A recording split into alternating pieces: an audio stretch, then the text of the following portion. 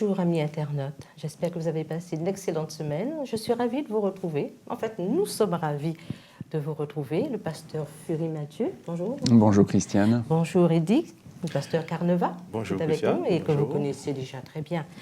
Alors, ils sont avec moi aujourd'hui pour essayer de décrypter un petit peu certains non-dits qui se trouvent dans le texte que nous allons aborder aujourd'hui, dans le chapitre 3. Vous voyez, nous avançons avec Job dans ses difficultés. Nous allons essayer de voir comment nous allons essayer de décrypter, si vous voulez, comment l'adversaire essaie de manipuler même Dieu. Mathieu, veux-tu prier avec nous? Notre Dieu, oui, nous voulons nous placer sous ta douce inspiration, que tu puisses nous aider à trouver le sens de ces textes, à les mettre en regard de ce que nous vivons et à en tirer des leçons utiles, édifiantes, stimulantes pour la foi. C'est dans le nom de Jésus-Christ que nous t'adressons cette prière. Amen. Amen. Voilà. L'arrière-plan de ce que nous allons voir aujourd'hui, n'oubliez pas, Dieu est en conseil avec ceux qui sont autorisés à être en sa présence. Et puis il y a l'adversaire qui se présente. N'oubliez pas, il n'était pas invité. Et voilà-t-il pas que Dieu fait remarquer Job, un homme d'une grande probité, un homme pieux, un homme vertueux, intègre, un homme irréprochable, juste, droit, enfin un homme selon le cœur de Dieu.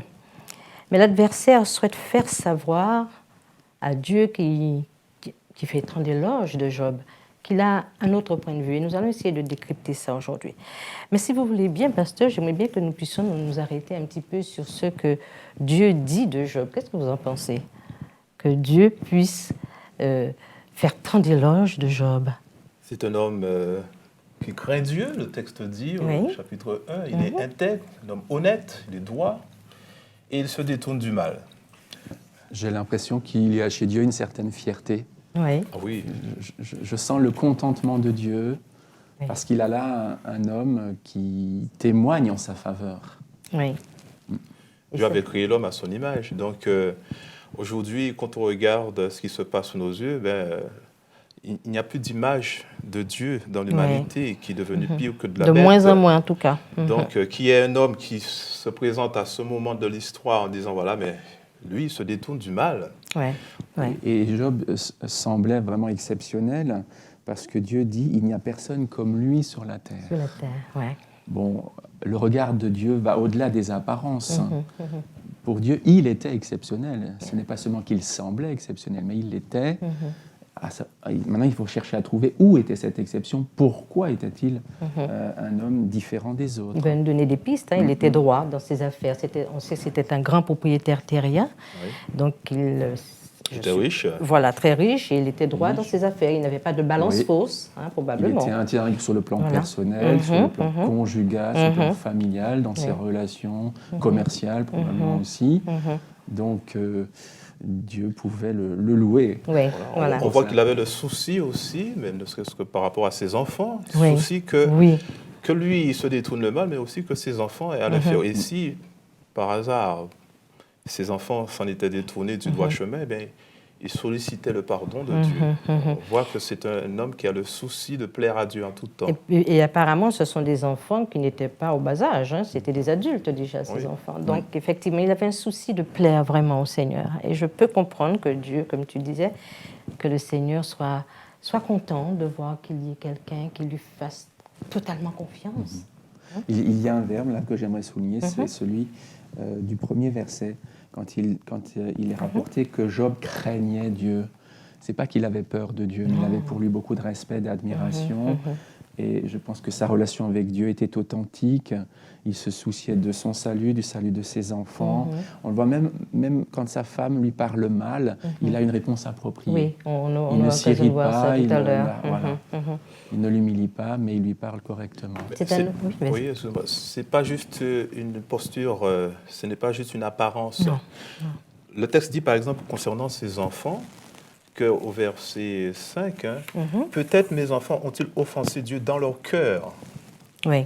Donc, il part du principe que Dieu, il ne se contente pas, comme tu le dis, de voir aux apparences, mais il voit au fond des choses. Donc lui, il se souciait de se dire, mais le Seigneur voit dans le cœur. Oui.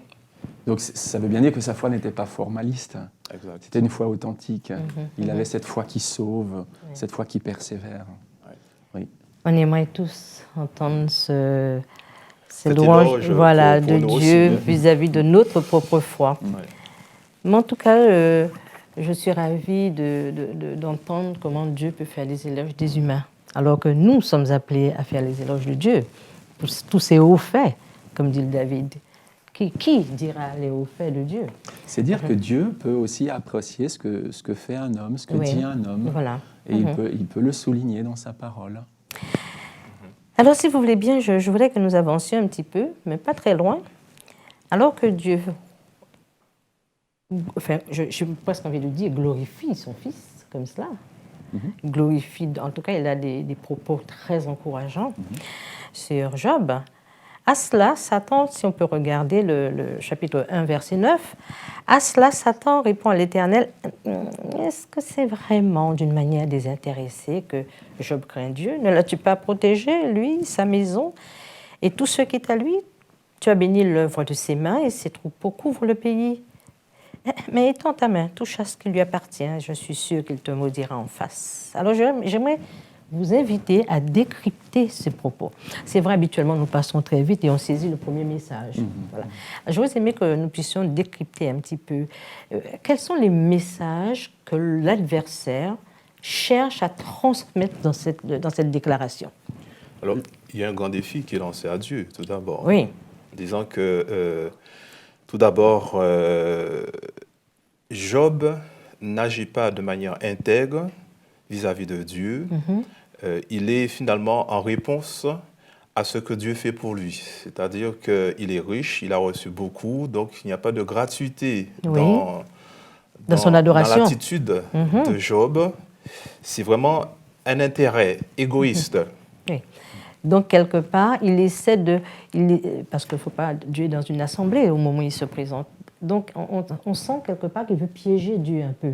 Il veut donner un autre message. Dieu dit cela de cet homme, mais lui, il dit, attendez, on va décrypter un petit peu ce que tu dis. Déjà, il contredit Dieu. Oui. Subtilement, mais il le contredit. En supposant que Job n'est pas ce que Dieu dit qu'il est.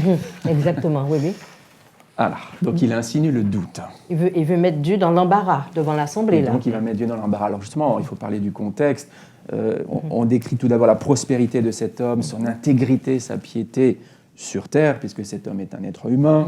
Bon, précisons quand même qu'il était un pécheur, mais un pécheur pardonné, un pécheur justifié, pour utiliser le vocable de l'apôtre Paul, donc du Nouveau Testament plutôt.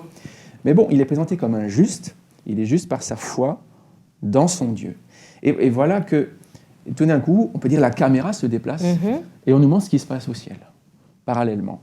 Et c'est là qu'effectivement, en présence de Dieu, des fils de Dieu, ça serait... Ce sont des anges, des anges. Voilà, on a déjà eu une discussion là-dessus. Mais Satan se présente, c'est vrai. Et là, il vient semer le trouble. Lui, c'est le trouble fait. Absolument. Le trouble fait. Il essaie de piéger Dieu. Il va essayer de piéger Dieu et le faire passer pour un menteur. Voilà. Alors, c'est très intéressant. Donc, il est lui-même menteur. Jésus est clair à ce propos. Mais il va tenter de faire passer Dieu pour un menteur. Donc, il discerne chez Dieu les défauts qui sont chez lui. Enfin, voilà. C'est ce qu'il cherche. Exactement. Parce que ce qu'il voudrait, en fait, c'est faire mentir Dieu devant cette assemblée. Il dit, tu prétends qu'il est si parfait, mais en fait... on ne peut pas chercher un peu, je suis sûre que si tu coupes tous ces vivres, tu verras exactement. Alors, il est en train de faire croire que Dieu n'est pas aussi omniscient qu'il veut le dire. Exactement. Il y a autre chose. C'est comme s'il connaissait Job mieux que Dieu lui-même. Et quelque part, il est en train de dire que Dieu, tu l'as acheté en fait. Oui, tu as acheté sa faveur. Tu achètes son adoration. Tu achètes son adoration. Il suffit que tu lui donnes... Voilà, tu alignes les sous et puis voilà. C'est ça. On risque nous aussi de s'enliser dans une foi de ce type, c'est-à-dire une foi donnant-donnant dans laquelle on achète notre salut. C'est très humain, Oui. Le salut par les œuvres. On va opérer un rituel, on va réaliser des actes de piété, des bonnes œuvres, peut-être des pèlerinages, peut-être à travers les aumônes, etc. Et plein d'autres choses peut-être plus subtiles. On va essayer de mériter ou de gagner notre salut. Et en tout cas, Satan suppose que Job est dans cette dynamique-là.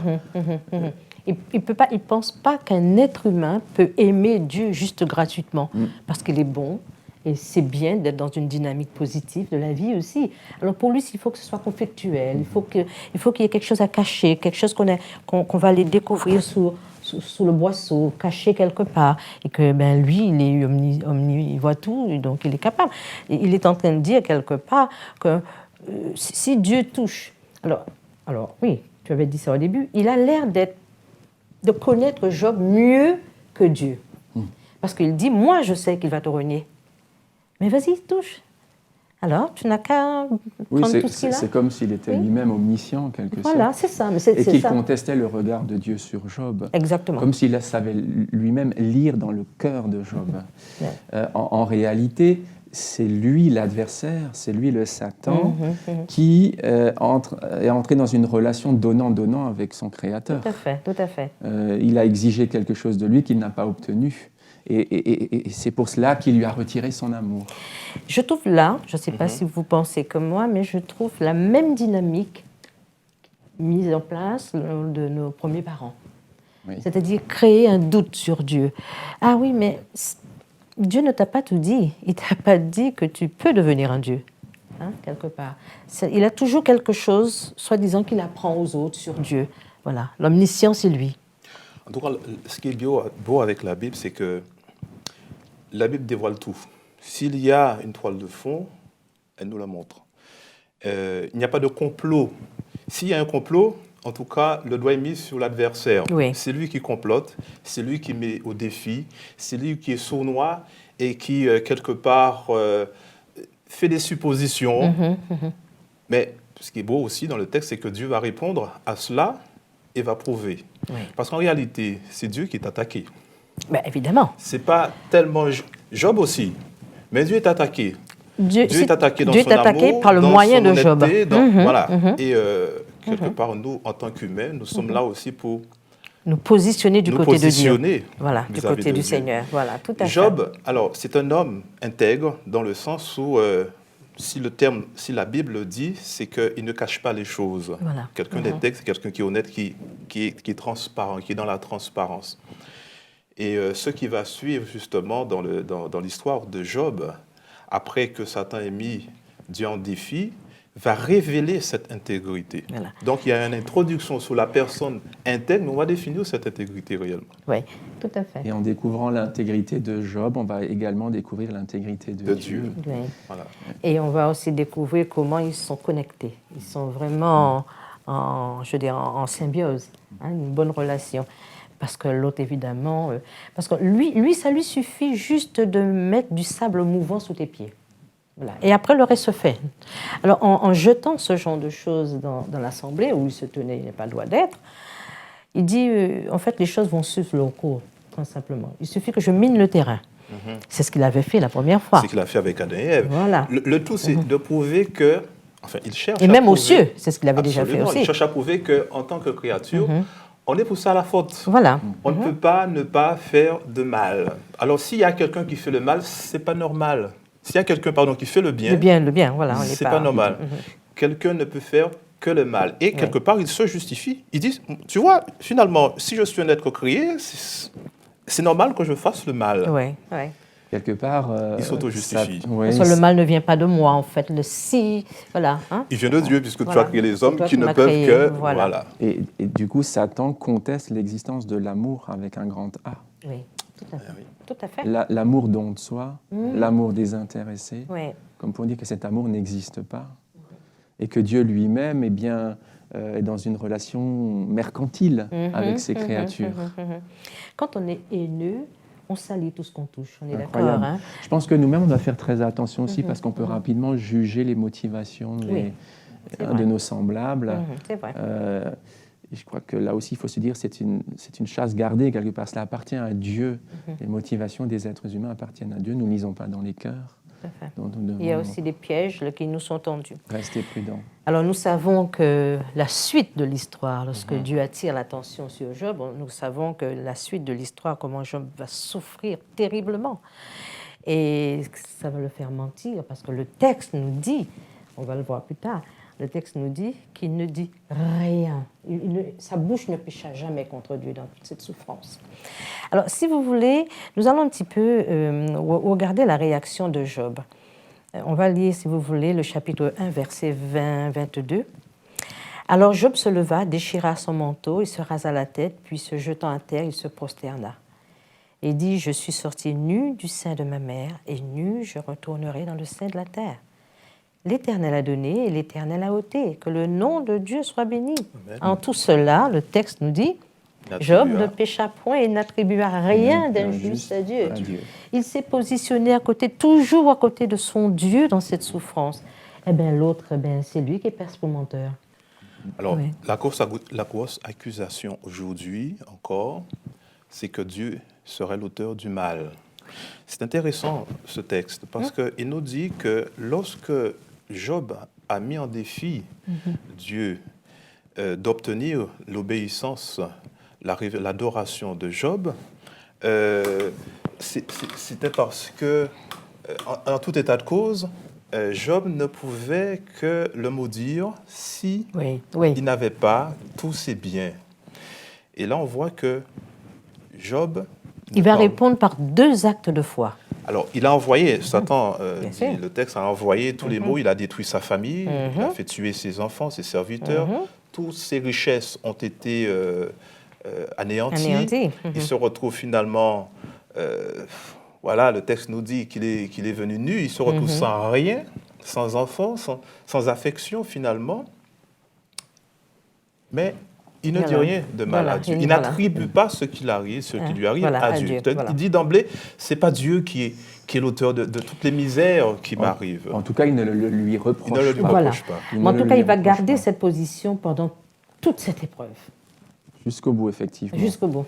Il respecte le nom de Dieu, il continue de craindre Dieu. C'est-à-dire que il a toujours conscience de la grandeur de Dieu, de sa supériorité. Il croit encore à sa bonté, même s'il ne comprend pas pourquoi il souffre. Il croit encore à sa justice, même s'il a le sentiment d'être victime de l'injustice. Et il ne s'explique pas cette injustice-là. Il cherche à comprendre. Il cherche à comprendre. Et finalement, tout le livre, c'est ça. On cherche à comprendre ce qui se passe. En tout cas, cette première victoire se termine, cette première partie d'épreuve se termine par la victoire de Job. Parce qu'il y en a un qui avait dit « Je suis sûr qu'il va te me dire ». Donc, nous sommes heureux. Et moi, c'est un exemple pour nous, en tout cas. En tout cas, je considère Job dans cette première lutte qui est déjà intense, sachant que ça va s'intensifier par la suite. Il est un exemple pour nous. Il est un exemple pour comment on endure dans la patience, dans l'interrogation, certes, on endure les épreuves lorsqu'on est un enfant de Dieu, sachant qu'il y a au bout une réponse satisfaisante qui viendra de Dieu. Quelle que soit la réponse, mais une réponse satisfaisante. Soit on aura la réponse de nos interrogations, on peut même finir notre vie comme cela, mais on aura eu on sera apaisé par Dieu quelque part. On sera apaisé par Dieu. Alors, c'est vrai que cette réaction nous surprend. Alors maintenant, regardons un petit peu plus loin au chapitre 2. Je vous inviter à aller au chapitre 2, verset 9. Toujours dans l'épreuve, on continue. Alors, oui, vas-y. Sa femme lui dit, « Tu demeures ferme dans ton intégrité, maudis Dieu et meurs. » Mais Job lui répondit, « Tu parles comme une insensée, femme. Ouais. » Quoi ? Nous recevons de Dieu le bien et nous ne recevrions pas aussi le mal ? En tout cela, Job ne pécha point par ses lèvres. Deuxième fois. Donc, l'épreuve s'intensifie, mais il demeure toujours dans une ligne de conduite. Il ne dévie pas. Parlez-moi un peu de la réaction de la femme de Job. Alors là, c'est une nouvelle épreuve aussi. C'est-à-dire que cette parole fait suite au fait que Job, cette fois-ci, est touché dans sa chair. Donc, il n'avait plus rien auparavant. Mais là, un ulcère le frappe au point qu'il est obligé de se gratter avec quelque un chose qui le coupe, un tesson de poterie, quoi. Poterie, oui, voilà. Donc c'est quelque chose d'affreux, je veux dire que ça touche à sa chair. Quelle est sa réaction? Le texte nous dit bien, il ne pêche pas. Sa femme lui dit, maudit Dieu. C'est ce que Satan avait cherché à faire. Oui. Il voulait que il avait dit au départ, Job puisse être maudire amené Dieu. à maudire Dieu. Satan utilise quelqu'un d'autre, sa femme, pour lui dire... comprend que sa femme souffre aussi de cette affaire. Voir son mari souffrir de la sorte, quelque part, c'est la faute de Dieu, finalement. Parce qu'il ne faut pas oublier c'est ce qu'elle est en train de dire. Voilà, dans le couple, lorsqu'il y a une épreuve, l'homme et la femme ne vivent pas l'épreuve de la même manière, parce que nous avons des résonances différentes. Et elle, dans cette épreuve-là, elle voudrait certainement être consolée par son mari qui est incapable de la consoler. Donc, elle se sent désespérée. Et pour cela, elle a envie tout simplement que Job, voilà... enfin, c'est quelque part...